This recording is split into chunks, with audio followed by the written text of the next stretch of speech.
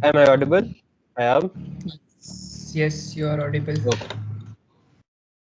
Salam marhaba, adab namaste people. I'm Alicia and you are watching 3000 of UET vlogs. Uh, again, like in this time in a technical, more engineering specific video, जिसके अंदर we will be talking about GRE and how it will help you getting or assessing any uh, scholarship, foreign funding नहीं, fully funded scholarship. तो इसके लिए I have invited my friend, my colleague, my university fellow, Khayyam Ahmed, who has done his bachelor's from UET Peshawar. उसके बाद he joined us as a lab engineer like me, और अभी शायद इन्हें 1 साल हो गया है या होने वाला है अपनी But रिस्पॉन्सिबिलिटी को हो गया है अच्छा एज अ लैब इंजीनियर सर्व करते हुए। तो हमारा मकसद ये होगा कि मुझे भी इस वक्त जीआरई का उतना ही पता जितना आप लोगों को पता है जो मेरी वीडियोस देख रहे हैं, ठीक है। और मैंने कोशिश की है कि मुझे जान के ना पता हो ताकि मैं वही क्वेश्चन से पूछूं जो आप भी पूछ सकते हैं, ठीक है। तो अभी he has probably prepared a good presentation on GRE जो कि ये डिलीवर करेंगे, और उसके बाद I will be asking questions in between as well as on the end as well, ताकि जो भी confusion है मेरी या आपकी GRE के बारे में वो clear हो सके। तो without any further delay, I'm giving this platform to Khayyam Ahmed ताकि वो GRE के बारे में start करवा सकें। तो let's begin. thank you so much Ali भाई. First of all, thank you so much for inviting me और इतना अच्छा इंट्रो देने के लिए. तो स्टार्ट करते हैं. अच्छा, GRE GRE होता क्या है? Basically it's a graduate record exam. आज का हमारा जो एजेंडा साथ साथ हम करते हैं कि सारा हम साथ साथ चलते हैं, ठीक है. आज का एजेंडा जो है, हम जो चीज़ें देख रहे होंगे वो है कि introduction to GRE, why GRE, test contents, test formats. अच्छा, पहले जो GRE होता था वो 4 घंटे का होता था और अब जो है वो 1 घंटे 58 मिनट का है. दैट इज़ ऑलमोस्ट 2 आवर्स, ठीक है. और उसके बाद हम डिस्कस करेंगे कि इसका प्रेप मटेरियल क्या है और उसके बाद फाइनल टिप्स एंड कुछ टेक अवेज, ठीक है. अच्छा, GRE first of all, GRE होता क्या है? It is an standardised test by ETS for graduate students. अच्छा, ये सिर्फ ग्रेजुएट स्टूडेंट्स के लिए होता है और ये ETS करवाती है. ETS is educational testing service. ये अमेरिकन एक सर्विस है. अच्छा, required primarily by English-speaking countries for masters and PhD admissions. Basically ये GRE जो करते हैं वो, अगर आपने अमेरिका को टारगेट करना है अपने मास्टर्स के लिए या PhD के लिए या कोई स्कॉलरशिप के लिए, तो आप GRE देते हैं फॉर अमेरिका मेनली. उसके अलावा भी कुछ कंट्रीज़ हैं, वो आगे हम डिस्कस करते हैं, और जो अपॉर्चुनिटीज़ वगैरह हैं वो हम डिस्कस करते हैं. अच्छा, होता क्या है GRE में? टेस्ट क्या कर रहे होते हैं ये? बेसिकली आपकी वर्बल रीजनिंग स्किल्स को टेस्ट किया जा रहा होता है, आपकी क्वांटिटेटिव रीजनिंग स्किल्स को मेजर किया जा रहा होता है, असेस किया जा रहा होता है, बेसिकली क्रिटिकल थिंकिंग स्किल्स को, एनालिटिकल राइटिंग स्किल्स को. अच्छा, जितना कहा जाता है ना कि GRE मुश्किल है, उतना मुश्किल है नहीं. बेसिकली इसमें 5 सेक्शंस होते हैं, मेनली 3 होते हैं. एक एनालिटिकल राइटिंग, एक होता है क्वांट का जो सेक्शन होता है वो बेसिक 10 क्लास की मैथ होती है, और उसके बाद वर्बल पर्सनली जो मेरे लिए था वो थोड़ा सा मुश्किल था, क्योंकि उसकी वोकेबलरी जो होती है वो काफ़ी टफ होती है. सही असली वाली इंग्लिश उसमें यूज़ हो रही होती है. अच्छा, इसका स्कोरिंग जो है वो थोड़ी सी अनकन्वेंशनल है. ये 0 से 340 तक नहीं होता. आप बिल्कुल कुछ ना करो तो आपकी 0 मार्क्स नहीं आते. इसकी स्कोरिंग स्कीम ये है कि आप 260 और 340 के दरमियान ही रहते हो. अगर आप कुछ भी ना करो तो आपके 260 मार्क्स आ जाते हैं, which is not good. Basically 260 is like अ 0, ठीक है. और 340 is the maximum marks that you can get. और ये एडाप्टिव टेस्ट है. एडाप्टिव टेस्ट के बारे में मैं आगे जाके बात करता हूँ कि what do I mean by adaptive test.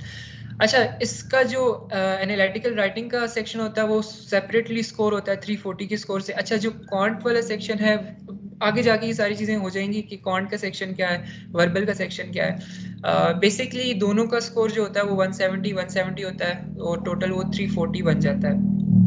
उसके अलावा जो एनालिटिकल राइटिंग होती है उसमें एक ऐसे लिखना होता है आपने, तो वो 1 to 6 अलहदा से स्कोर किया जाता है।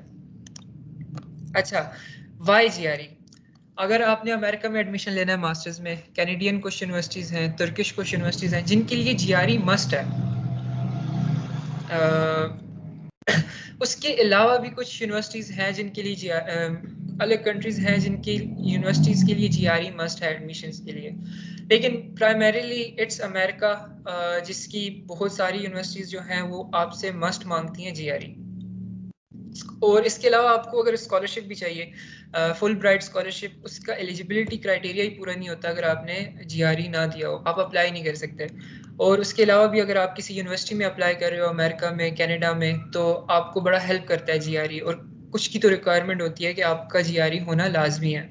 तो एक अगर आपने इस साइड जाना है, अमेरिका वाली साइड, कनाडा वाली साइड, तुर्की या कुछ और कंट्रीज जो हैं, तो then you should go for GRE. Otherwise अगर आपने यूरोपियन कंट्रीज में जाना है तो वहाँ आपको लाजमी नहीं है कि आप जीआरई दें, क्योंकि ये एक तो काफ़ी एक्सपेंसिव टेस्ट है, ठीक है, डॉलर की रेट की वजह से पाकिस्तान में, और दूसरी चीज़ जो है ये कि थोड़ा सा मुश्किल है। इसका कंटेंट जो है वो इतना मुश्किल नहीं है। नॉलेज जो है आपकी, वो बेसिकली अगर मैथ की बात करें ना तो वो 10 क्लास की मैथ है, वो इतनी मुश्किल नहीं है, लेकिन हाउ दे मेक क्वेश्चंस और आपका रीजनिंग करना उस नॉलेज के साथ ना, वो चीज़ जो है वो थोड़ी सी मुश्किल है। और बेसिकली आपका ये मेजॉरिटी आपकी जो असेस हो रही होती है वो क्रिटिकल थिंकिंग और रीजनिंग असेस हो रही होती है कि आपका दिमाग कितना अच्छा चल रहा है, उस नॉलेज को यूज़ करके आप कितना अच्छा आंसर दे सकते हो, ठीक है। So this was the reason why you should give GRE. अच्छा, उसके बाद हम बात करते हैं टेस्ट फॉर्मेट पे। हमारे पास न्यू टेस्ट फॉर्मेट है और ओल्ड टेस्ट फॉर्मेट है। ये अच्छी चीज़ की है इन्होंने कि इन्होंने टेस्ट की जो ड्यूरेशन है वो रिड्यूस कर दी है। पहले ये जो टेस्ट होता था ये ऑलमोस्ट 4 घंटे का टेस्ट होता था, और अभी ये 2 घंटे का, ऑलमोस्ट 2 घंटे का टेस्ट है। कुछ कहते हैं कि जिन्होंने पहले भी दिया हुआ है और अभी भी दिया हुआ है कि इसकी डिफ़िकल्टी लेवल थोड़ा सा इंक्रीज़ कर दिया है, लेकिन ट्रस्ट मी 2 घंटे के बाद मैं भी अच्छा खासा थक गया था, तो पता नहीं 4 घंटे वाला टेस्ट कैसे ही करते होंगे ये। अच्छा, सेक्शंस की बात कर लेते हैं। हमारे पास बेसिकली इसके 3 सेक्शंस होते हैं, होते टोटल 5 हैं, लेकिन बेसिकली 3 पार्ट होते हैं, ठीक है। पहला होता है एनालिटिकल राइटिंग। इसमें आपने एक ऐसे लिखना होता है, आपको एक इशू टास्क दिया जाता है, उस पर आपने 30 मिनट्स में, कुछ वर्ड लिमिट होती है, उस पर आपने ऐसे लिखना होता है। इशू टास्क के बारे में हम आगे थोड़ा सा और डिस्कस करेंगे कि किस किस्म का इशू होता है। कोई भी इशू बता दिया जाएगा, कोई भी एक स्टेटमेंट होगी, फिर आपको कहा जाएगा कि कोई एक साइड लो, या डिफेंड करो या डिसएग्री करो इससे, फिर उस पे आपने अपने पॉइंट्स देने होते हैं और आपने रीजनिंग करनी होती है वहाँ पे। अच्छा, उसके बाद अच्छा, एक क्वेश्चन है मेरा कि ये ऐसे की तरह होती है क्या, ऐसे मतलब होता फर्स्ट है, फॉर्मेट ऐसे लिखना होता है। ऐसे ही है, मतलब दिस इज एन हाँ, ऐसे। It is an okay. ऐसे 30 मिनट्स का। ये सबसे पहले आपका टेस्ट शुरू होता है ना, तो आपका यही आता है एनालिटिकल राइटिंग वाला आइल्स की पार्ट। तरह, मतलब आइल्स में जिस तरह आपने राइटिंग वाले पार्ट में एक हाँ, ऐसे लिखना होता है और साथ एक पिक्चर आई गेस होती है उसकी हाँ, एक डिस्क्रिप्शन। पिक्चर होती है वो। ठीक। तो इसमें सिर्फ आपने लिखना होता है ऐसे, और आगे देखेंगे ना एग्जांपल तो हो जाएगा क्लियर, वहां पे भी मैं बता दूंगा, ठीक है। सही अच्छा, सही। नेक्स्ट है वर्बल रीजनिंग या क्वांटिटेटिव रीजनिंग। अच्छा, अब पहला सेक्शन जो है वो तो AWA का होता है, एनालिटिकल राइटिंग का। अब नेक्स्ट जो आता है वो रैंडम होता है, या वर्बल आ सकता है या क्वांटिटेटिव आ सकता है। वर्बल, अच्छा, अब 2 सेक्शंस होते हैं वर्बल के और 2 सेक्शंस होते हैं क्वांटिटेटिव के। टोटल आपका पेपर में जो होते हैं वो 5 सेक्शंस होते हैं। अच्छा, पहला लेट से आपका एनालिटिकल राइटिंग के बाद आपका आ गया क्वांटिटेटिव रीजनिंग का। पहला जो सेक्शन होता है वो होता है मीडियम लेवल ऑफ डिफिकल्टी। अच्छा, इसमें 3 लेवल होते हैं, 4 लेवल होते हैं total. Easy, medium, hard and very hard. अच्छा, पहला जो आता है वो आपका मीडियम, ऑलमोस्ट ये जो सेक्शन 1 12 क्वेश्चन लिखा हुआ है ना 18 मिनट्स वाला, ये लेट से, या क्वांट का पहला ले लें 12 क्वेश्चन और 21 मिनट्स दिए हुए हैं, तो ये जो है मीडियम सेक्शन पे डिपेंड करता है कि आपका दूसरा सेक्शन जो है वो कौन सा होगा। अगर आपने बहुत अच्छा परफॉर्म किया पहले सेक्शन में, तो आपका दूसरा सेक्शन जो है वो मुश्किल आएगा, वेरी हार्ड या हार्ड आएगा, and that is a good thing. Easy आप नहीं चाहते कि आपका, नहीं चाहोगे कि आपका इजी आए, पता है क्यों? क्योंकि आपका स्कोर कैप हो जाता है। अगर आपने पहले सेक्शन में अच्छा परफॉर्म नहीं किया, तो टेस्ट क्या करता है, अडाप्टिव टेस्ट है, तो आपका अगला जो सेक्शन आता है वो इजी आता है। अच्छा, क्वांट का जो होगा वो क्वांट के से रिलेटेड होगा, वर्बल का वर्बल से, वर्बल का अच्छा किया है, बहुत अच्छा किया, तो वर्बल का ही मुश्किल आएगा, ऐसे नहीं होता कि क्वांट का हो, ठीक है। और ये रैंडम आते हैं, क्वांट का पहला सेक्शन आ सकता है, उसके बाद फौरन दूसरा आ सकता है, या उसके बाद वर्बल आ सकता है, तो ये चीज़ रैंडम होती है, ये फिक्स नहीं होती। ये अडाप्टिव वाला समझ आया? तो बेसिकली आपका ये है कि आपका जो पहला सेक्शन है ना, उस पर डिपेंड करता है आपका दूसरा सेक्शन कौन सा आएगा। तो पहला सेक्शन जितना अच्छा हो सकता है उतना अच्छा करें, ताकि आपका दूसरा सेक्शन मुश्किल आए, ताकि आपका स्कोर, आप हाई स्कोर वाली साइड पे जा सके। अगर आपका दूसरा सेक्शन इजी आ गया, तो आप बेशक उसके सारे सवाल सही कर लो, आप हाई स्कोर वाली तरफ नहीं जा पाओगे। तो ये इसका सीन होता है, थोड़ा सा अडाप्टिव टेस्ट है। तो पहला सेक्शन आपने सही करना है, और उम्मीद करनी है कि दूसरा सेक्शन आपका मुश्किल ही आए। और अगर दूसरा सेक्शन आ रहा है, थोड़ा सा आसान लग रहा है, तो आपका प्रोग्राम पहले में थोड़ा सा ख़राब हो चुका है। अच्छा, ये उसका पुराना टेस्ट फॉर्मेट है। उसमें एनालिटिकल राइटिंग में 2 ऐसे होते थे, अब एक ऐसे है, उसमें एक होता था एनालाइज एन इशू, और दूसरा होता था एनालाइज एन आर्ग्यूमेंट। ये बेसिकली 30 मिनट का एक ऐसे होता है, तो ये टोटल 1 घंटे का हो जाता था। उसके बाद वर्बल रीजनिंग के 2 सेक्शन होते थे, लेकिन उसमें नंबर ऑफ क्वेश्चन ज़्यादा होते थे। क्वांटिटेटिव के भी 2 सेक्शंस होते थे, लेकिन नंबर ऑफ क्वेश्चन ज़्यादा होते थे, और गिवन टाइम भी ज़्यादा होता था हमारे पास। अच्छा, अब इनके बीच में एक अनस्कोर्ड सेक्शन आ जाता था, या रिसर्च का सेक्शन आ जाता था, वर्बल या क्वांट में से। तो क्या था कि पता नहीं चलता था कौन से वाला स्कोर्ड है, कौन से वाला अनस्कोर्ड है, तो ये एक रैंडम बीच में एक चीज़ आ जाती थी, तो ये काफ़ी हेक्टिक हो जाता था। और इस टेस्ट में ब्रेक होती है, इस टेस्ट में ब्रेक नहीं होती, ठीक है। अच्छा, उसके बाद हम बात कर लेते हैं ईच जो इसका सेक्शन है, क्वांट का, वर्बल का और एनालिटिकल रीजनिंग का, एक एक को हम देख लेते हैं कि उनमें क्वेश्चंस कैसे आते हैं। बेसिकली आप लोगों को देखना तो पड़ेगा, थोड़ा सा रिसर्च करनी पड़ेगी इस बारे में कि जीआरई में क्वेश्चंस कैसे होते हैं। अगर आप तैयारी शुरू कर रहे हो, तो बेसिकली आपने पहला 1 हफ्ता तो अपने आप को इस टेस्ट के क्वेश्चन और फॉर्मेट और सारी चीज़ें सीखने पे लगाना है। सारा कंटेंट छोड़ो, पहले ये देखो कि कौन से क्वेश्चन आते हैं, कैसे क्वेश्चन आते हैं। Get yourself familiar with the test first. पहला हफ्ता तो बेसिकली आप इस चीज़ पे लगाओ, ये आप ये ज़्यादा बेहतर होगा।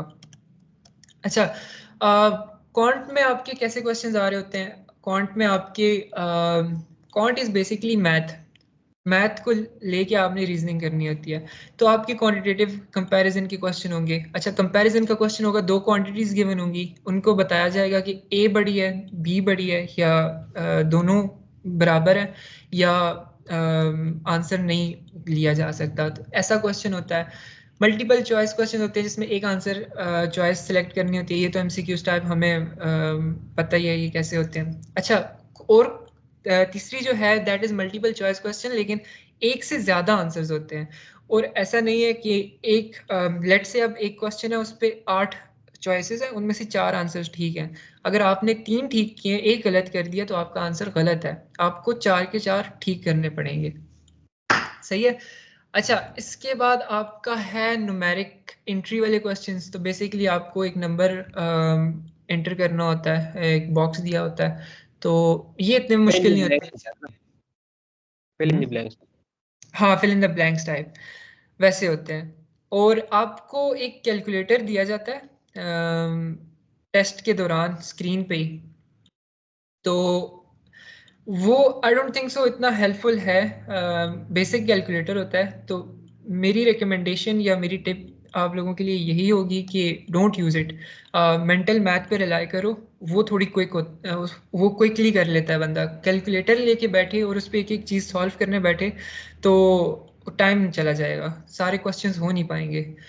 Just rely on your mental math. और कंसिस्टेंटली अगर आप अब आपको एटलीस्ट मिनिमम 2 महीने तो देने ही है ना, तो अगर आप कंसिस्टेंट रह रहे हो और डेली कर रहे हो ना अपने मेंटल मैथ से ये सारे questions without the use of calculator, हाँ जहाँ पे बहुत ज़्यादा कम्प्लेक्स कोई चीज़ आए वहाँ यूज़ कर लो, लेकिन मेजरली आप रिलाई करो अपनी मेंटल मैथ पे। तो प्रैक्टिस करो उस चीज़ को, तो उससे इंसान थोड़ा सा बेहतर हो जाता है। आगे मैं बताऊंगा कि उस चीज़ को कैसे प्रैक्टिस किया जा सकता है, कहाँ से टिप्स मिल सकती हैं, कौन सी ट्रिक्स यूज़ होती हैं मेंटल मैथ के लिए। तो वो सारी चीज़ें मैं आगे बताता हूँ कैसे होता है। अच्छा, नेक्स्ट हमारा जो सेक्शन है वो वर्बल रीजनिंग का होता है। इसमें 3 टाइप के क्वेश्चंस होते हैं। बेसिकली सबसे मुश्किल पर्सनली जो मुझे लगा है वो वर्बल रीजनिंग था मेरे लिए। मेरा जो स्कोर कम है थोड़ा सा वो वर्बल रीजनिंग में ही कम है। मेरा स्कोर टोटल जो है दैट इज़ 309 आउट ऑफ 340, और 161 मेरा जो है वो क्वांट में है, और 148 ऑलमोस्ट एलिजिबिलिटी क्राइटेरिया होता है कुछ जगहों पे 145, तो मेरा जस्ट पास है वर्बल। तो वर्बल इज़ लिटिल टफ, या मुझे टफ लगा है क्योंकि अच्छा। मैथ मुझे हाँ, मैथ तो आपने बताया भी दी है ना कि मैथ होती है बेसिक लेवल के, तो आसानी से बंदा कर लेता है। ये इट्स लाइक मतलब मैंने गैट टेस्ट दिया है, तो गैट में भी यही होता है कि आपकी जो मैथ्स होती है वो बहुत ही आसान होती है, वर्बल और एनालिटिकल रीजनिंग मुश्किल होती है। अच्छा, तो मैंने शायद मिस कर दी वाली बात। आप इसमें से ये इक्वली डिस्ट्रीब्यूटेड होते हैं मार्क्स या वर्बल के ज़्यादा होते हैं? इक्वली डिस्ट्रीब्यूटेड होते हैं। अच्छा, इक्वली होते हैं। सही, सही, सही। चलो सही है। हाँ, ओके। इक्वली होते हैं।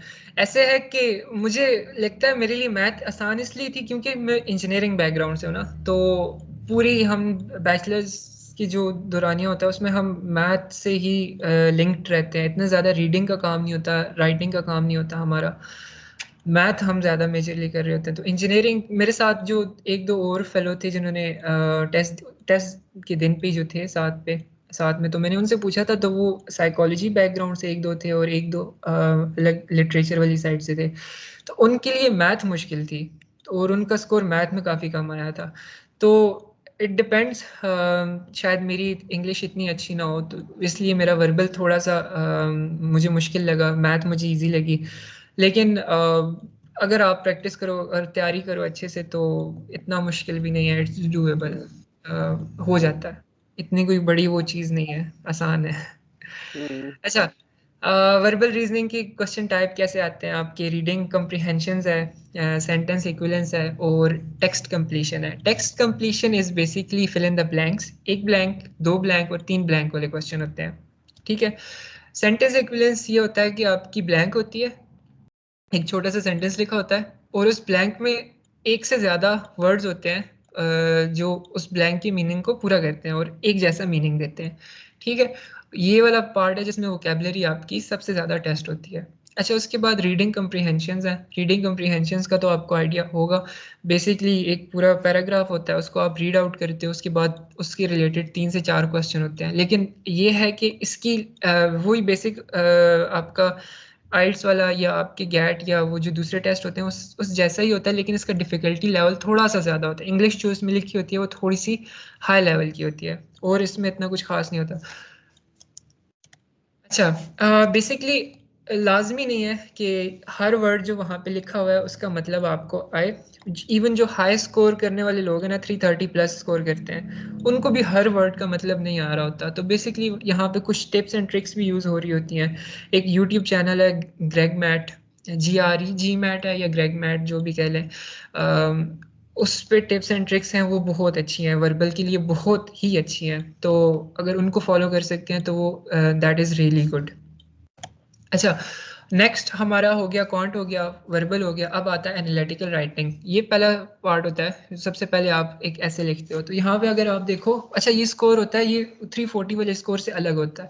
ये 1 to 6 स्कोर होता है, और पार्शियल स्कोरिंग इसकी कर रहा होता है एक रोबोट, या क्या कहते हैं, कंप्यूटर कर रहा होता है। और कुछ ह्यूमन भी आपका जो ऐसे लिखा होता है वो पढ़ते हैं और उसके बाद आपको स्कोर देते हैं। अच्छा, ये स्टेटमेंट है, the best way to teach is to praise positive actions and ignore negative ones. ये हमारी स्टेटमेंट हो गई। अब नीचे जो क्वेश्चन है, write a response in which you discuss the extent to which you agree और disagree with the statement and explain your reasoning for the position you take. In developing and supporting your position, you should consider ways in which the statement might or might not hold true and explain how these considerations shape your position. Basically, ये जैसे अब है कि best way to teach is to praise positive actions and ignore negative ones. अब आप इसके साथ agree करते हो या डिसएग्री करते हो, टेक वन साइड। अब दरमियान का भी वो कर सकते हो, एग्री भी कर सकते हो कुछ हिस्से से, कुछ डिसएग्री भी कर सकते हो, लेकिन उसको फिर जस्टिफाई करना थोड़ा सा मुश्किल हो जाता है। तो इट्स बेटर कि आप इधर डिसएग्री करो इससे या एग्री करो, ठीक है। उसके बाद आप अपनी रीजनिंग दो विद एग्जांपल्स। एग्जांपल्स जो है वो लाजमी नहीं है कि ऑथेंटिक रियल वर्ल्ड से ही हों, जैसे हाँ, कोई इमेजिनरी भी हो सकती है, आप खुद से बना सकते हो कोई एग्जांपल, लेकिन ये है कि आपकी इंग्लिश ठीक हो और लॉजिकल हो और कोहेरेंस हो आपके पूरे थ्रू आउट ऐसे में। अच्छा, बेसिकली जिस तरह आइल्स के अंदर होता है ना, जो राइटिंग होती है उसके अंदर ऐसे की मुख्तलिफ टाइप्स होती हैं, इस तरह के भी होते हैं, रीजनिंग भी होते हैं, डिस्कशन टाइप भी होते हैं, इसमें खाली एक ही टाइप के आएंगे, विच इज एग्री और इसमें एक ही डिसएग्री? होता है इशू, ऐसे एक ही ओके होता है। ओके। हाँ, पहले दो होते थे, एक आर्ग्यूमेंट भी होता था, एनालाइज एंड आर्ग्यूमेंट, लेकिन वो खत्म कर दिया है, अब एक इशू ऐसे ही होता है। अच्छा, ये इतना ज़्यादा इम्पोर्टेंस नहीं रखता ये वाला पार्ट। और आप लोग अगर तैयारी कर भी रहे हो ना, तो इसको मिनिमम 20%, मैक्सिमम 20% अपना तैयारी का टाइम दो, दैट इज़ इनफ। क्योंकि आपने इसमें स्कोर करना होता है। अच्छा, पीएचडी स्टूडेंट्स के लिए ये इंपॉर्टेंट है, उनका देखा जाता है राइटिंग स्किल्स 4 से ऊपर लेना होता है स्कोर उन्हें, हाँ। लेकिन आप मास्टर्स के लिए कर रहे हो तो 3.5 4.5 is okay, you don't have to score solid 6, तो चल जाता है, इतना मैटर नहीं करता ये मास्टर्स के लिए। पीएचडी के लिए ये मैटर करता है। और बेसिकली एक और चीज़ मैंने देखी है, मैं अभी एक स्कॉलरशिप के लिए अप्लाई कर रहा था, तो वहाँ पे इंजीनियर्स के लिए सिर्फ क्वांट का स्कोर मांगा हुआ था, वर्बल का मांगा भी नहीं हुआ था। तो ये भी एक चीज़ है कि हर जगह डिपेंड करता है, लेकिन इंजीनियर्स के लिए जो क्वांट वाला है वो ज़्यादा देखा जाता है यूनिवर्सिटीज़ की तरफ से। और जैसे दूसरे मेजर्स के हैं हमारे पास स्टूडेंट्स, साइकोलॉजी हो गया, लिटरेचर, इनके जो है तो इनके वर्बल का स्कोर ज़्यादा मैटर करता है। हमारे लिए क्वांट का स्कोर ज़्यादा मैटर कर रहा होता है इंजीनियरिंग स्टूडेंट्स के लिए। अब हम बात करते हैं प्रेप मटेरियल। तो बहुत ज़्यादा हमारे पास प्रेप मटेरियल है, इसका काफ़ी ज़्यादा हैं ब्रांड्स या जो भी कह लें आप, वो प्रोवाइड करते हैं इसका प्रेप मटेरियल। लेकिन ये है कि इट्स अ सब्जेक्टिव थिंग, कौन सा अच्छा है कौन सा बेहतर है। मुझे अपने लिहाज से जो बेहतर लगा है, जो मैंने देखा है, तो और जो मेरी रिसर्च थी थोड़ी बहुत यूट्यूब और आगे पीछे कुछ पेयर से, तो उस हिसाब से सबसे बेहतर जो है ना, अच्छा इट डिपेंड्स कौन सी चीज़ किसके लिए होती है, वो मैं आगे स्पेसिफिकली बताता हूँ। लेकिन सबसे पहले तो आपने ऑफिशियल जो ईटीएस की गाइड है, ऑफिशियल ईटीएस की गाइड वो लेनी है, लाजमी है ये, और उसको पढ़ना है और टेस्ट के साथ फेमिलियर होना है उस गाइड के थ्रू, ठीक है। वो गाइड आपको पाकिस्तान में अनफॉर्चुनेटली बहुत मुश्किल से मिलती है, लेकिन ऑनलाइन उसकी ई बुक मिल जाती है, ऑफिशियल ईटीएस गाइड। अच्छा, ईटीएस जो टेस्ट बनाते हैं ये उनकी तरफ से ही प्रेप मटेरियल है, तो ये मस्ट है, ठीक है। ईटीएस का मगूश जीआरई प्रेप ये पेड है, ये अराउंड $150 का होता है, पेड मटेरियल है, लेकिन ये बहुत अच्छा है, बहुत ज़्यादा अच्छा है। इवन फॉर मैथ ना, किसी बंदे की मैथ कमज़ोर है तो आई हाईली रिकमेंड कि वो ये ख़रीद ले, या कुछ तरीके और भी हैं जहाँ से ये फ्री में मिल जाता है। ये बहुत बहुत अच्छा मटेरियल है, और इसकी जो आपके मैथ पास मेरे सॉरी, मैं दरमियान में, आपके पास ये अगर सारी पीडीएफ पड़ी हुई है, पीडीएफ पड़ी हुई है, हाँ, पीडीएफ कुछ की पड़ी हुई है। चलो जो भी पढ़ेंगे, जो आप फ्री देना चाहते हैं उनका लिंक इस डिस्क्रिप्शन में फ्री दे देंगे। जो आपने पे करना है उसके लिए हम हम कहेंगे आपसे राब्ता करें। अगर कि आपने खरीदी होंगी तो you will not want it to go for free. वैसे ये जो जीआरई बाय मगूश का है ना, ये होता है 6 महीनों के लिए $150 का, तो ये मैंने ख़रीदा हुआ है। लेकिन अब खैर, हाँ, इट्स वर्थ इट। और दूसरा ये है कि मुझे ये जो बुक्स थी, ये नेस्ट के लिंकन कॉर्नर में मुझे फ्री में सारा मटेरियल मिल गया था, और अप टू डेट मटेरियल मिल गया था। होता ही है कि बाज़ार में हमें नहीं मिलता।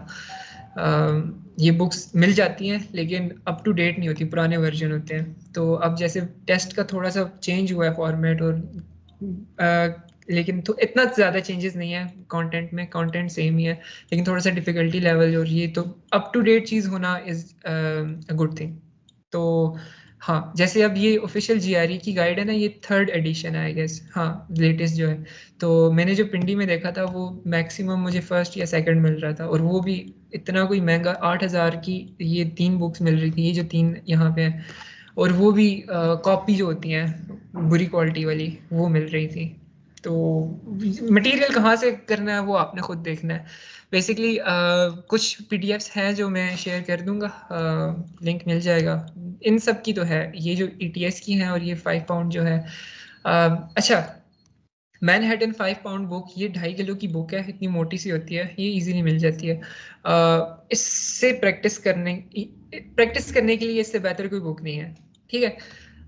जीआरई बिग बुक आती है एटीएस की तरफ से, तो प्रैक्टिस के लिए वो भी बड़ी इंपॉर्टेंट है। ये दोनों प्रैक्टिस के लिए, इनमें क्वेश्चंस होते हैं आपके लिए, ठीक है।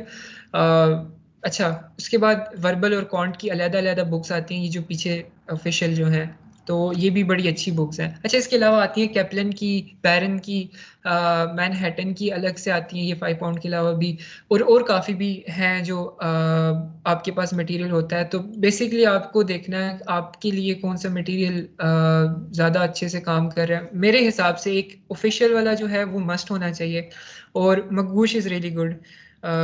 उसके बाद 5 पाउंड जितने भी फुल ब्राइट स्कॉलर्स हैं, जैसे हमारे डॉक्टर साद जजा, उनसे मैंने बात की थी, तो उन्होंने भी इसको फॉलो किया था, ये मैनहट्टन वाली जो बुक है ये। और obviously he is a full bright alumni, तो उनका हो गया था। तो हाँ, इट्स अ गुड बुक। लेकिन स्टिल, अच्छा, प्रिपरेशन टिप कैसे प्रिपेयर करना है स्पेसिफिकली मैथ के लिए, आपने मगूश की वीडियोस देखनी है, बहुत अच्छी हैं, हाईली रिकमेंडेड मैथ कॉन्सेप्ट्स के लिए और रिवीजन के लिए। बेसिकली 10th क्लास की मैथ है, उसमें अलजबरा होता है, ज्योमेट्री होती है, और डेटा इंटरप्रिटेशन होती है, और बेसिकली सारी वो जो 10th क्लास वाली सारी चीज़ें होती हैं वो होती हैं। अच्छा, उसके बाद आपने कॉन्ट प्रैक्टिस कहाँ से करनी है? मगूश की जो प्रैक्टिस क्वेश्चन है वो बहुत अच्छे हैं, उनके साथ एक्सप्लेनेशन वीडियोस होती हैं, तो वो आपको काफ़ी हेल्प करती हैं। आप कोई क्वेश्चन गलत करो तो वो आपको पूरा एक्सप्लेन करती हैं कि इस क्वेश्चन को सॉल्व कैसे करना है, ईच एंड एवरी स्टेप, तो वो बहुत अच्छा, अच्छा है उससे। इधर कौन से रिलेटेड ही के इंजीनियरिंग स्टूडेंट के लिए ये फिर तैयारी करना ज़रूरी है? हाँ, हाँ, तैयारी के बगैर नहीं हो सकता। नहीं, नहीं, ये सिर्फ दिस पार्ट। कौन सा? रिवीजन और कॉन्सेप्ट? नहीं, ये क्वांट पार्ट यस, ज़रूरी है। ज़रूरी है? ओके। हाँ। किसी की मैथ बहुत अच्छी है तो, और उसको उसकी ज्योमेट्री के सारे कॉन्सेप्ट्स क्लियर हैं, उसके अलजेब्रा के सारे, और उसके वो रेशियोज और परसेंटेज और प्रोबेबिलिटी स्टैटिस्टिक्स, ये सारी चीज़ें अगर बहुत अच्छे से क्लियर है ना, तो फिर ज़रूरत नहीं है just directly go to the practice questions, that is enough. लेकिन अगर कोई मैथ में थोड़ा सा वीक है और उसके कॉन्सेप्ट्स क्लियर नहीं है, उसको जैसे ज्योमेट्री की कुछ चीज़ें नहीं पता है, जैसे लेस ट्राइंगल या राइट एंगल ट्राइंगल को कैसे सॉल्व कर रहे होते हैं, पैरामीटर कैसे निकालते हैं ट्राइंगल का या उसका, तो बेसिकली कुछ टिप्स एंड ट्रिक्स भी होती हैं इन वीडियोस में, कि एक चीज़ है वो एक लंबे रास्ते से हो सकती है, और एक उसका ही करने का एक आसान तरीका है, एक छोटा क्विक वे है। तो बेसिकली वीडियोस वो भी बता रही होती हैं, तो हाँ, मेरे ख्याल से करनी चाहिए तैयारी, एक रिवीजन करनी चाहिए at least okay, one time. Alright. अच्छा, उसके बाद ईटीएस की बुक जो है उससे तैयारी करनी है, और मैनहट्टन की 5 पाउंड की जो बुक है, टॉपिक वाइज उसमें क्वेश्चन होते हैं विद एक्सप्लेनेशन, तो वो भी बहुत अच्छी है, तो उससे करो तैयारी। प्रैक्टिस प्रैक्टिस प्रैक्टिस, जितनी ज़्यादा प्रैक्टिस हो सकती है उतनी ज़्यादा प्रैक्टिस करो। और जो क्वेश्चंस गलत हों उनको दोबारा आके रिव्यू करो, अपनी गलती को देखो, एनालाइज करो और दोबारा कोशिश करो कि आगे वो गलती ना हो। अच्छा, और मॉक टेस्ट बहुत इंपॉर्टेंट है। शुरू में एक मॉक टेस्ट दे दो, पता चल जाएगा कि कहाँ स्टैंड करते हो। ETS के लिए जब रजिस्टर करोगे, GRE के लिए, तो आपको मिलते हैं फ्री में 2, मेरे ख्याल में 3 मिलते हैं अब। 2 जो होते हैं वो आपके स्कोर्ड होते हैं, एक जो होता है वो अनस्कोर्ड होता है। तो मॉक टेस्ट दो, मॉक टेस्ट दो, और एक जो, हाँ, मॉक टेस्ट से पता चल जाएगा कि आप कहाँ पे हो, आपकी वीकनेसेस क्या है, कहाँ पे आप लैग कर रहे हो, तो उस हिसाब से फिर अपनी तैयारी जो है वो पर्सनलाइज हिसाब से करना शुरू करो।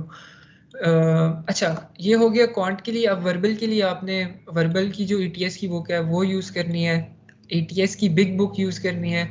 अच्छा, इसका अगर एग्जैक्टली चाहिए कि कौन से पार्ट में से कौन सी चीज़ उठा के मैंने करनी है, तो वो आप GRE विद साद करके इंस्टाग्राम पे चैनल है, GRE 341 विद साद अमीर, इस पे जाओ, इसकी पोस्ट देखो, इसकी कमेंट्स, इसकी पिन पोस्ट है, उसके कमेंट्स में इसने तकरीबन हर एक चीज़ का सही से जवाब दिया हुआ है, काफ़ी एक्सप्लेन करके, तो वो बहुत हेल्पफुल है। अच्छा, और इस बंदे का अपना स्कोर जो था वो 339 था, पाकिस्तानी है, लम्स का स्टूडेंट था, लम्स का ग्रेजुएट, और इसका 339 स्कोर था, जो कि मेरे ख्याल में 99 परसेंटाइल बनता है, काफ़ी हाई स्कोर है ये, 1 नंबर कम है जस्ट, तो that is a big thing. ठीक है, तो वहाँ जाके एग्जैक्टली आप देख सकते हो कि कौन सी चीज़ करनी है, कैसे करनी है, तो काफ़ी ज़्यादा अच्छी टिप्स हैं, अच्छी चीज़ें हैं, तो गाइडेंस अच्छी मिल जाएगी वहाँ से। अच्छा, उसके बाद ये कि जो बिग बुक में क्वेश्चन करने हैं तो वेरी लॉन्ग कम्प्रीहेंशंस जो हैं उनको छोड़ दो, जो शॉर्ट वाली हैं वो कर लो। उसके बाद अच्छा, वोकैबलरी, वोकैबलरी कैसे बिल्ड करनी है। एक तो वर्ड्स याद करने पड़ेंगे बेसिकली। अगर मेरी स्क्रीन नज़र आ रही है आ रही है, अली आ भाई? रही है, आ अच्छा, रही है। ये कुछ है, मैंने बनाए थे अपने लिए फ्लैश कार्ड्स फिजिकली। ठीक है, जैसे ये अब वर्ड लिखा हुआ है और पीछे उसका मीनिंग है। ठीक है, तो मैंने वर्ड्स ऐसे याद किए हैं फ्लैश कार्ड की मदद से। ठीक है, मुझे फिजिकली थोड़ा सा बेहतर लगा है फ्लैश कार्ड को बनाना और उससे याद करना। वैसे बड़ी मौत पड़ती है, पता नहीं वर्बल वाले पोर्शन में मुझे तो, लेकिन अल्हम्दुलिल्लाह हो गया क्लियर। नहीं, ये वाकई मुश्किल है। सबसे ज्यादा मुश्किल ये होता है कि रट्टा है ना, दिस इज यू हाँ have to memorise the words, तो ये बड़ा मुश्किल हाँ, काम है। फ्लैश कार्ड, हम, जब भी आप कोई चीज एसोसिएट कर लेते हैं ना किसी वर्ड के साथ, जिस तरह आप किसी वर्ड को किसी किसी किसी चीज के साथ एसोसिएट कर लो तो वो आपको हमेशा याद रहेगा। इसी तरह flash card is a way, like card पे देखी हुई, बार बार अपनी नजरों से गुजरी हुई, हाथों से गुजरी हुई चीज आपको याद हाँ रहेगी। हाँ, और जब खुद लिखते हो तो उससे थोड़ा सा जल्दी याद भी हो जाता है। अच्छा, एक और ऐप भी है फ़ोन में, मगूश के नाम से ही है, मगूश फ्लैश कार्ड्स जो हैं, मैं दिखाता हूँ।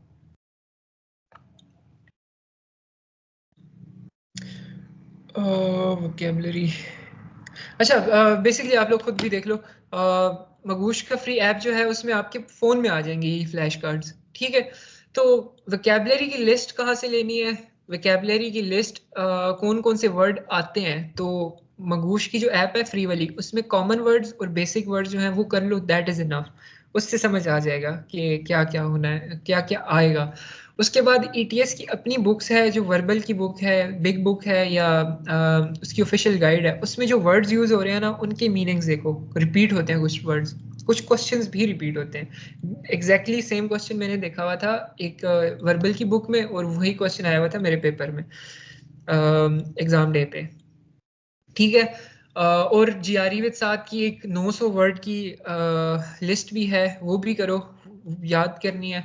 अच्छा, वोकेबलरी बिल्ड करने का ये तो एक तरीका है, लेकिन ऐसी चीज़ें भूल जाएंगी और लिंक नहीं कर पाओगे सेंटेंस के साथ। एक वर्ड याद हो गया, उसका मतलब याद हो गया, लेकिन अब सेंटेंस में वो कैसे यूज़ हो रहा है वो नहीं पता। तो करना क्या है कि जो वर्ड याद कर रहे हो उसको लिखो, उस पर सेंटेंस बनाओ, और फिर उसके बाद ये है कि आप जो इंग्लिश की न्यूज़पेपर है, ये न्यूयॉर्क टाइम्स हो गया, या उनके जो अच्छे अच्छे आर्टिकल्स लिखे होते हैं सही इंग्लिश में, थोड़ी मुश्किल इंग्लिश में, वो पढ़ना शुरू करो। जितना ज़्यादा रीडिंग कर सकते हो वो करो, डेली लाइफ में यूज़ करो GRE के वर्ड्स, अपने दोस्तों पे थोड़ी एफिशिएंसीज मारो, तंग करो उन्हें और हाँ, बेसिकली ऐसे ही वोकैबुलरी होगी, अदरवाइज नहीं। और टाइम दो इसको, मिनिमम 2 मंथ, और कंसिस्टेंट रहो। Consistency is really really really important. अगर कंसिस्टेंट नहीं रहोगे तो 10 दिन में, एक दिन में 10 घंटे पढ़ लिया नहीं होगा। 3 घंटे 2 महीने पढ़ो। आई कैन गारंटी यू, अगर सही अप्रोच के साथ पढ़ रहे हो तो यू कैन इजीली स्कोर 320+। मेरा स्कोर 309 है, लेकिन मेरा 1 महीने में भी नहीं था, 25 डेज, और that is also with a full time job. तो अच्छा, यही मैं यही पूछने लगा था अभी, अगर आपने एंड पे बताना है तो इट्स फाइन, कि आपने कितने टाइम दिया, एक दिन में कितने डेज हुए टोटल पूरे करने में, एंड पे है? चलो सही है, हाँ, परफेक्ट। ये तो बेसिकली यहाँ पे ये GRE GMAT का यूट्यूब चैनल है, इसको सब्सक्राइब करो। एक यश राज करके भी एक चैनल है, यश समथिंग है, वो भी बड़ा अच्छा है GRE का। और मस्ट फॉलो GRE 341 विद साद अमीर, ये भी पेड क्लासेस भी तैयारी भी करवाते हैं GRE की, तो वो भी देखना तो देख लो। लेकिन this is really good, this guys ये बड़ी अच्छी टिप्स देता है जो वाकई काम आती हैं, तो इनको फॉलो करो।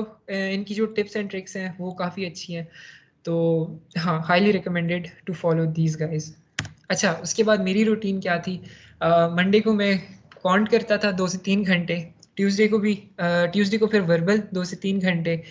अच्छा, अब वेडनेसडे जो होता था, वो जो नया जो मैंने पढ़ना है या नए क्वेश्चन करने हैं वो 1 से 2 घंटे, और 1 घंटा जो पिछले सेशन में मैंने गलतियां की हुई थी ना, गलत आंसर किए हुए थे, उनका मैं कॉन्सेप्ट देखता था, उनकी एक्सप्लेनेशंस देखता था कि ये क्वेश्चन कैसे होता है, उनके आंसर्स देखता था, उनको रिव्यू करता था अपनी गलतियों को। ठीक है। सिमिलरली विद वर्बल, जो पिछले सेशन में मेरा गलतियां हो रही थी उनको मैं रिव्यू करता था। और AWA को मैं सिर्फ 1 दिन देता था, और वो भी अच्छा, AWA को एनालाइज करने के लिए आपको एक्स्ट्रा $20 पे करने पड़ते हैं। जब आप GRE के लिए पे करते हो ना, तो मॉक टेस्ट में आपको क्वांट का भी स्कोर मिल जाता है, वर्बल का भी स्कोर मिल जाता है, लेकिन आपको AWA का स्कोर नहीं मिलता। उसका स्कोर लेने के लिए आपको एक इनकी सर्विस लेनी पड़ती है, उस सर्विस का नाम मुझे भूला हुआ है, लेकिन ये कि वो एक्स्ट्रा $20 होते हैं, लेकिन मैंने वो नहीं की थी। मेरा इसमें 3.5 स्कोर है, which is not really good, लेकिन बुरा भी नहीं है इतना, गुड इनफ। AWA में थोड़ा सा कम है मेरा स्कोर। हाँ, लेकिन ये कि इतनी कोई ख़ास तैयारी भी नहीं की थी। सबसे कम टाइम मैंने AWA को दिया था, और इसका मैंने कोई एग्जैक्ट वो भी नहीं किया था कहीं से मॉक टेस्ट में कि कितना स्कोर आ रहा है मेरा। बस यही था कि मैं लिखता था, उसके बाद में चैट GPT पे वही सेम अपना ऐसे डाल के उसमें मिस्टेक्स निकालता था कि क्या ग्रामर मिस्टेक्स हैं, कोहेरेंस कैसी है, और बस हाँ, मैं वहाँ से ही हेल्प ले रहा होता था। तो अगर इफ़ यू हैव मनी तो पे $20 एक्स्ट्रा, और इसको भी करो एनालाइज, अगर इसमें अच्छा स्कोर चाहिए। If you are going for PhD then you should, otherwise इतना हो जाता है कि आपका 4.5 स्कोर आ जाता है अगर आप थोड़ी सी इसमें करो तो। अच्छा, सैटरडे का मैं डे ऑफ लेता था, एक पूरा डे ऑफ, कुछ नहीं करना उसमें। और संडे जो है वो मॉक टेस्ट, और अच्छा, मॉक टेस्ट लाजमी है। ठीक है, एक संडे मॉक टेस्ट लेता था, उससे अगले संडे उस मॉक टेस्ट को मैं रिव्यू करता था, देखता था क्या स्कोर आया है और कितनी गलतियां की हैं मैंने, और उन गलतियों के जो मैं आंसर्स और एक्सप्लेनेशंस और कॉन्सेप्ट्स थे वो सारे जाके मैं रिव्यू करता था। तो एक संडे मॉक टेस्ट और अगले संडे उस मॉक टेस्ट का रिव्यू होता था। तो बेसिकली ऐसे। अच्छा, वोकेबलरी को ये सुबह के वक्त में करता था बेसिकली, अपनी क्लास लेने के बाद नस्ट में जाता था, लिंकन कॉर्नर, वहाँ पे बैठ के ये सारा डे टाइम में ही। और उसके बाद रात का जो 1 घंटा होता था 9 से 10 या 10 से 11, तो वो मैं डेली 1 घंटा वोकेबलरी को देता था हर रोज़। उसमें कुछ नए वर्ड सीखना, पुराने वर्ड्स को उनकी रिवीजन करना, और लिखना नए वर्ड्स, और हाँ, टोटली 1 घंटा जो हर हर रोज़ होता था 5 दिन, वो मेरा वोकेबलरी के लिए होता था।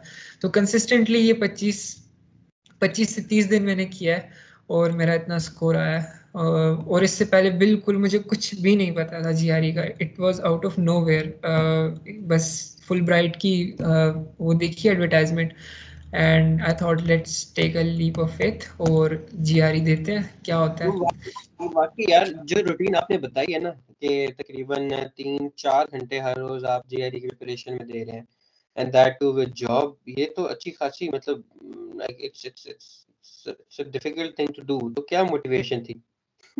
कैसे हर रोज होता है ना कि हर 1-2 दिन तो बंदा फॉलो कर लेता है अपनी बनाई हुई रूटीन, थर्ड थर्ड डे के बाद तो बस कहता है भाड़ में गई रूटीन। तो हाँ व्हाट याद केप्ट यू होगा। अप?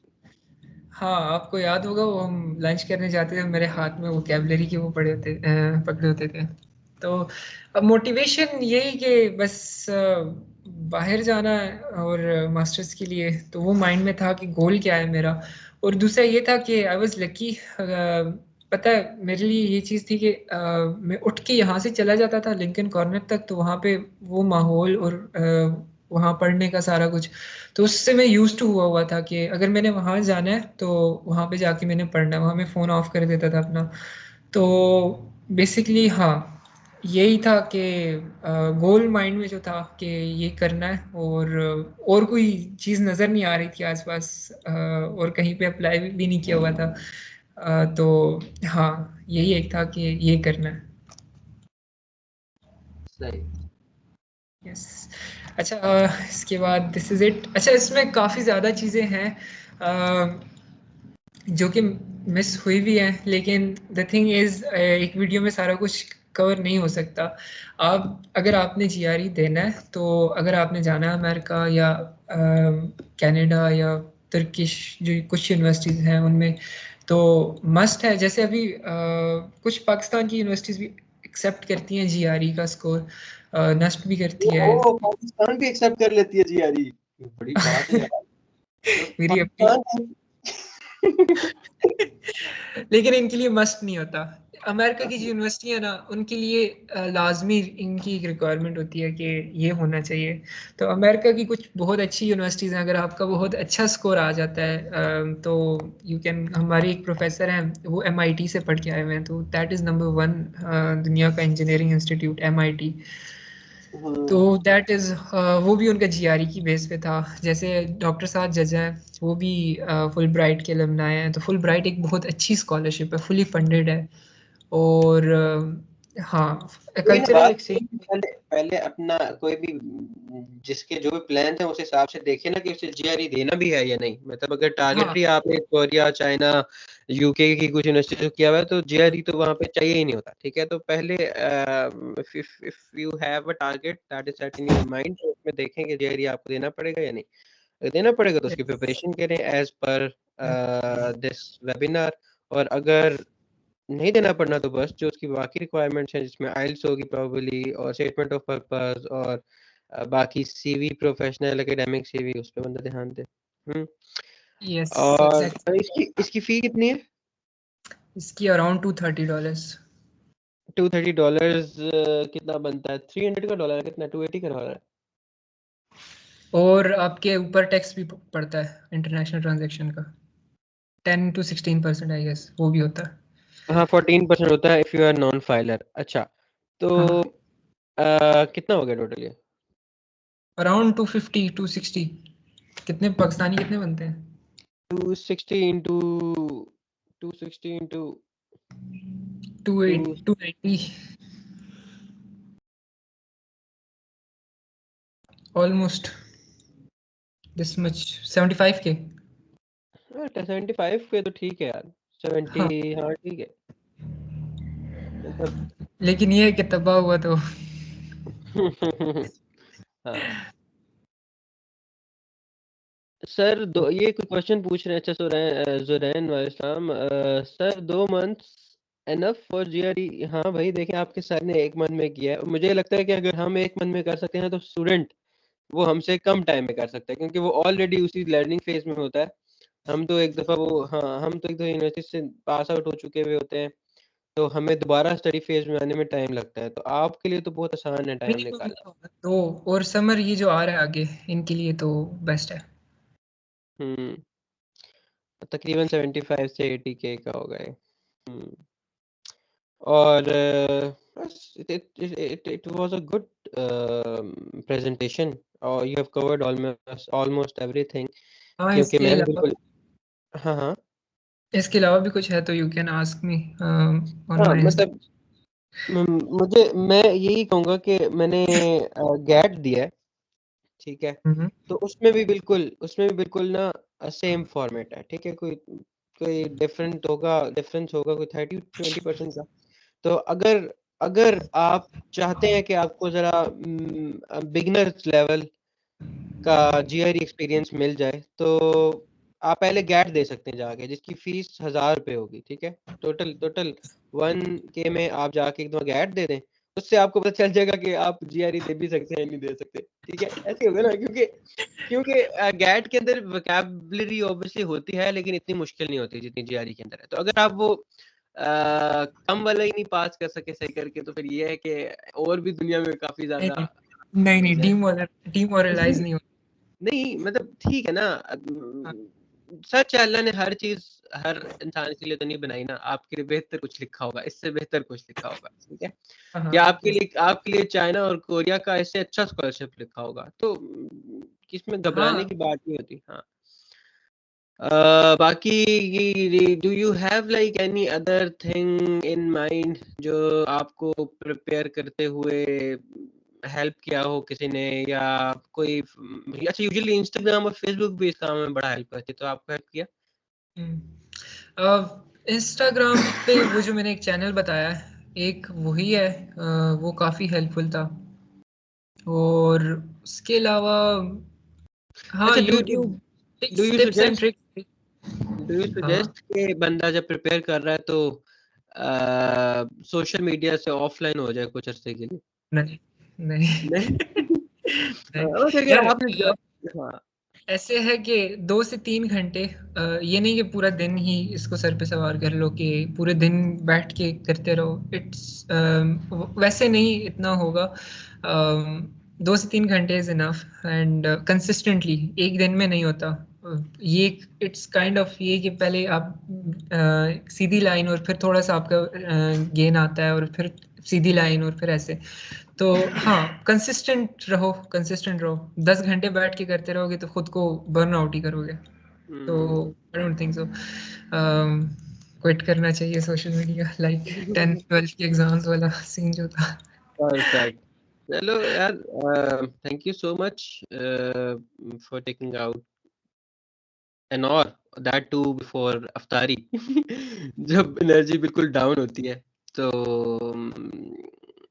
अगर और किसी किस्म की हेल्प चाहिए हुई मुझे जीआरई से रिलेटेड या मेरे व्यूअर्स को, तो वो ज़रूर आपसे कांटेक्ट करेंगे। मैं आपका भी यूट्यूब चैनल या इंस्टाग्राम का लिंक दे दूंगा इंस्टा डिस्क्रिप्शन में, हाँ, इंस्टाग्राम का, ताकि आपसे डायरेक्टली कांटेक्ट कर लें, वरना इस वीडियो के ऊपर भी कमेंट कर सकते हैं, ये प्रोवाइडेड ईमेल के ऊपर भी आपसे कांटेक्ट कर सकते हैं। अगर कोई हेल्पफुल मटेरियल चाहिए हो तो आप डायरेक्टली इन्हें ईमेल कर सकते हैं। तो again thank you so much. अब आप मेरा ख्याल है जाके अफ्तारी करें। यहाँ पर मुझे तो तकरीबन अभी 2 बज रहे हैं यहाँ पे, तो अभी मेरे पास 5 घंटे ठीक है। Thank you so much. Okay, अल्लाह और हाफ़िज़। हाफिज हाफिज।